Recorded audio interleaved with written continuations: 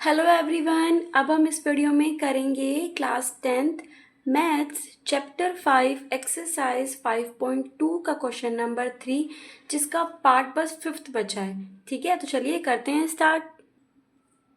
देखिए यहाँ पे अगर हम देखें ए बी नहीं दिया है, लेकिन ए पी की सेकेंड टर्म हमें दी गई है, ए पी की थर्ड टर्म हमें नहीं दी गई है, इसी तरह फोर्थ और फिफ्थ, लेकिन सिक्स टर्म हमें दी गई है।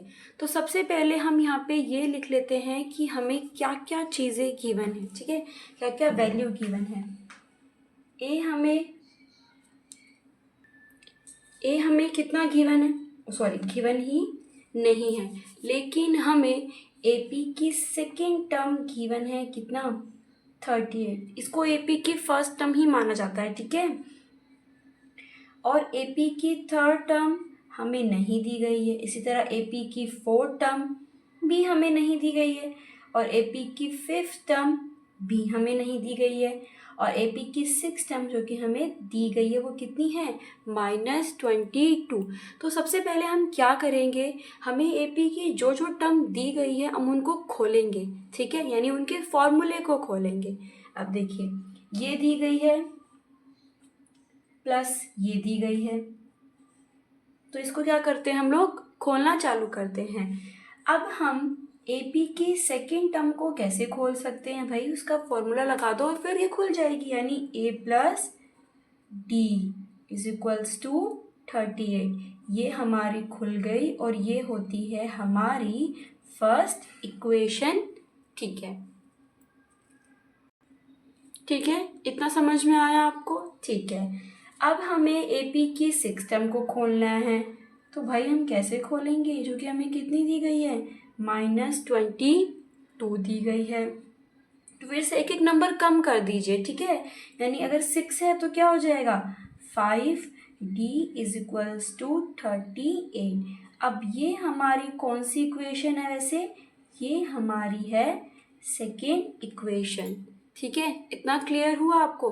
ठीक है, अब हम क्या करेंगे, इन दोनों इक्वेशन को माइनस करेंगे। तो यहाँ पे हम लिखते हैं सब्ट्रैक्टिंग इक्वेशन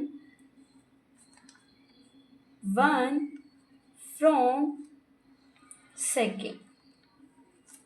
ठीक है, इतना क्लियर हुआ आपको। ठीक है, जो फ्रॉम के बाद वाली यानी जो सेकेंड है हम उसको पहले लिखेंगे, और जो फ्रॉम से पहले हैं यानी जो 1 है उसको हम नीचे लिखेंगे। कैसे, सेकेंड वाली को हम लिखेंगे, तो ये सेकेंड वाली है हम इसको पहले लिखते हैं, यानी a प्लस में 5d इज इक्वल्स टू 38, और 1 वाली को इसके नीचे a plus d is equals to,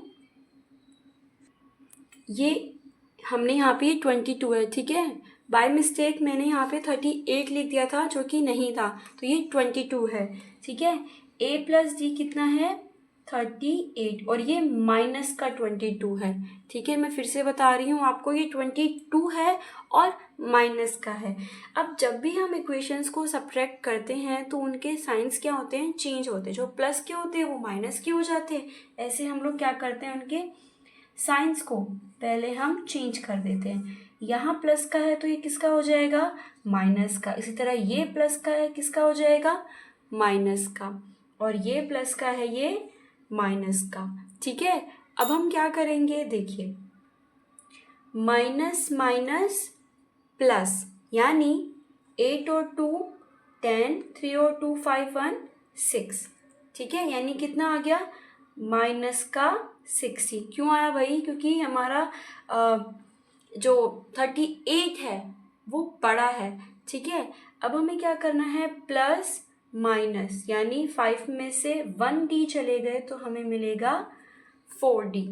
ठीक है, ठीक है, और ये प्लस माइनस से कैंसिल ऑफ हो जाएगा, यानी हमारी d की वैल्यू कितनी क्या अभी d की वैल्यू निकली है, नहीं। d की वैल्यू को निकालने के लिए हमें d को अकेले छोड़ना होगा। d किसके साथ है, 4 के साथ है, मल्टीप्लाई में है ना, किस में हो जाएगा इधर आके, डिवाइड में।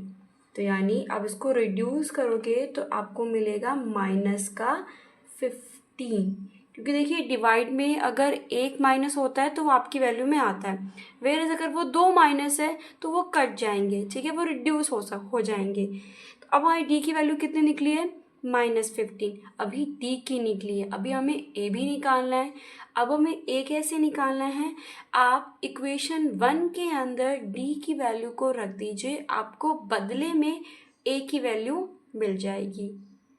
तो देखिए ये हमारी a plus D is equals to 38 हमारी फर्स्ट इक्वेशन थी, और इसके अंदर हम d की वैल्यू को रखने जा रहे हैं। तो d की वैल्यू हमारी कितनी निकली थी, -15, यानी a प्लस में -15 इज इक्वल्स टू 38।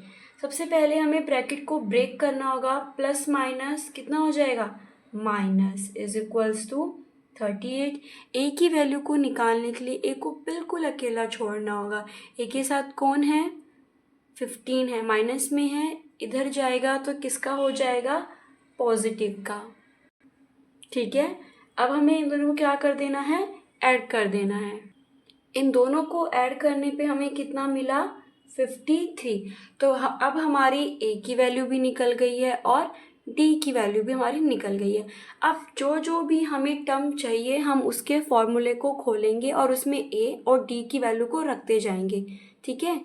तो पहले हमें कौन सा निकाल, देखिए पहली टर्म तो हमारी देखिए पहली टर्म तो हमारी निकल ही गई है, कितनी, 53 हमारी निकल गई है।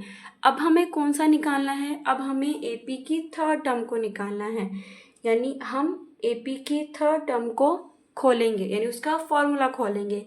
क्या हो जाएगा वो, a प्लस में 2d। अब यहाँ हम a की वैल्यू को रखेंगे 53 और d कितना निकला था हमारा, 2 मल्टीप्लाई में माइनस का 15।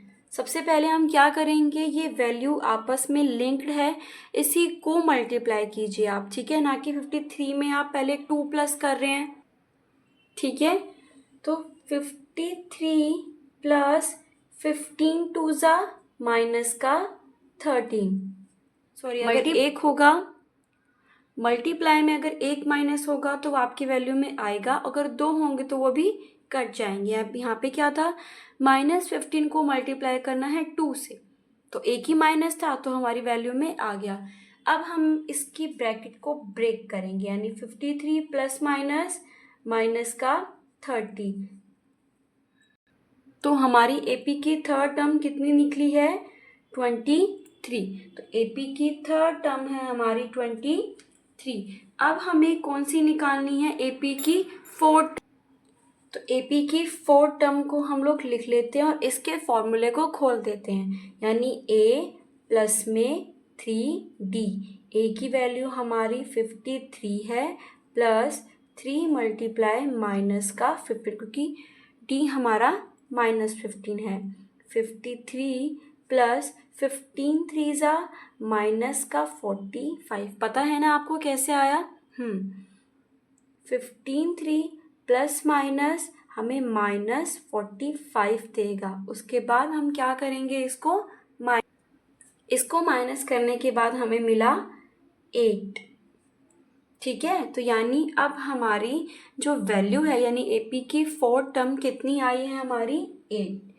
इसी तरह एपी की फिफ्थ, अब हम निकालेंगे एपी की फिफ्थ टर्म को। तो भाई एपी की फिफ्थ टर्म कैसे निकलेगी, एपी की फिफ्थ टर्म का आप फॉर्मूला खोल दीजिए। कैसे खुलेगा, ए प्लस में 4d, मैंने कहा ना आपको एक एक नंबर कम करते चलते हैं। ए तो हमारा कितना निकला था, आप देख रहे हैं, ए हमारा था 53 प्लस 4 मल्टीप्लाई डी हमारा कितना निकला है, डी हमारा निकला था -15।